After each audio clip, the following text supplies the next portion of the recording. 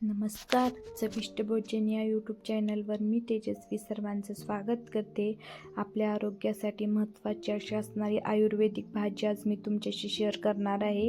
याची रेसिपी आपल्याला हे फूल आहे हादग्याचं आहे, त्यातील मधली कांडी आहेत ते आपल्याला काढायचे आहे आणि मधून दोनदा फूल तोडायचं आहे.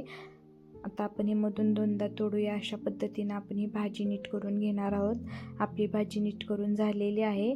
आता आपण काय करणार आहोत, याच्यामध्ये पाणी टाकणार आहोत आणि ही भाजी नितळवायला ठेवणार आहे. तोपर्यंत आपण इथं कढई गरम करायला गॅसवरती ठेवू.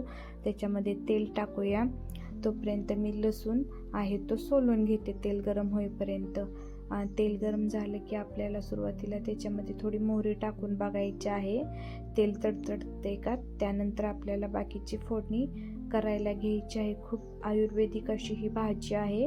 व्हिडिओ स्किप न करता शेवटपर्यंत बघा. सुरुवातीला मोहरी टाकलेली आहे, जिरे टाकलेली आहे. त्यानंतर आपल्याला लसूण ठेचून घ्यायचं आहे आणि लसूण पण आपल्याला तेलामध्ये टाकायचं आहे. त्यानंतर आपल्याला चवीनुसार हळद टाकायची आहे.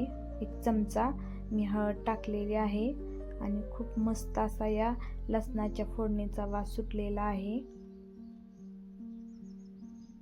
आता याच्यामध्येच आपल्याला तिखट पण टाकायचं आहे, त्याच्यामुळे भाजीला सर्वत्र लागतं, त्या गाठी होत नाही तिखटाच्या. त्यानंतर उलताण्यानं आपल्याला परतून घ्यायचं आहे आणि पाणी नितळले आहे बघा, तुम्ही बघू शकता. ताटाच्या कडेला पाणी आलं आहे आणि वरची जी भाजी आहे ती आपल्याला आता कढईमध्ये टाकायची आहे. आरोग्यासाठी फार फायदेशीर ही हादग्याची फुलं असतात. प्रत्येकाने हादग्याच्या फुलांचे सेवन केले पाहिजे. रोगप्रतिकारक शक्ती वाढते. तसेच बद्धकोष्ठता असेल, पोटाच्या समस्या असेल तर त्या दूर होतात. रातांधळेपणा जर असेल ना, त्याच्यावर फार ही भाजी फायदेशीर मानली जाते. ही भाजी खूप थंड असते, त्यामुळे उन्हाळ्यात या भाजीचं सेवन करणं गरजेचं आहे. पोटात जर जळजळ वगैरे होत असेल तर या भाजीचे सेवन जर केले ना तर खूप आरोग्याला फायदे होतात. आता आपण उलताण्याने फिरवून घेऊया. उष्णता तसेच वातही कमी करण्याची, पित्तही कमी करण्याचे गुणधर्म या भाजीमध्ये आहेत. आता उलताण्याने ही भाजी आपल्याला फिरवून घेऊया,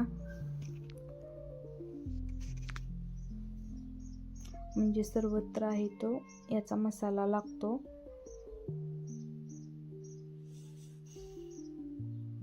एक 2 मिनिटं गॅस चालू ठेवायचा आहे, म्हणजे पाणी आहे ते भाजीमधलं आटून जातं.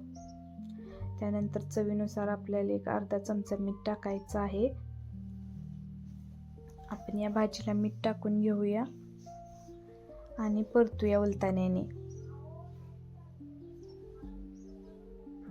त्यानंतर मी कच्चे शेंगदाणे आहेत ते व्यवस्थित खरपूस असे भाजून घेतले होते आणि ते मिक्सरमधून वाटून घेतले होते आणि त्या शेंगदाण्याचा नंतर मी कूट बनवलेला होता. आता शेंगदाण्याचा कूटही आपण या भाजीला टाकणार आहोत. 2 ते 3 चमचे आपण इथं कूट टाकू शकतो. चवीला खूप छान अशी ही आयुर्वेदिक भाजी असते. ही भाजी सहसा उन्हाळ्यामध्ये येते.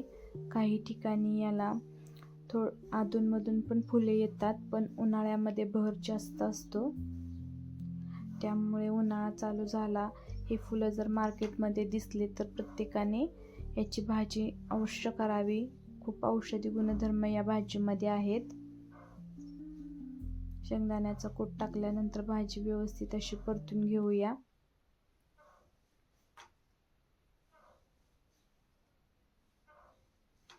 त्यानंतर आपल्याला वाफ येण्यासाठी आणि व्यवस्थित वाफेखाली शिजण्यासाठी आपण एक झाकण झाकू 1-5 मिनटं. त्यानंतर खूप छान अशी भाजी वाफरलेली आहे. तुम्ही बघू शकता आपली भाजी बनवून झालेली आहे. हादग्याच्या फुलांची भाजी. तुम्ही याचं भजी पण करू शकता बेसन पिठामध्ये. आता मी तुम्हाला एका प्लेटमध्ये काढून दाखवते. तुम्ही भजीही करू शकता. तुम्ही या पद्धतीने जरूर ही भाजी ट्राय करा. खूप खमंग लागते. भाकरीसोबत याला खूप छान अशी चव येते. आणि तुम्ही आमच्या चॅनलवर हा व्हिडिओ नवीन बघत असेल तर आमच्या चॅनलला लाईक, शेअर, सबस्क्राईब जरूर करा. धन्यवाद.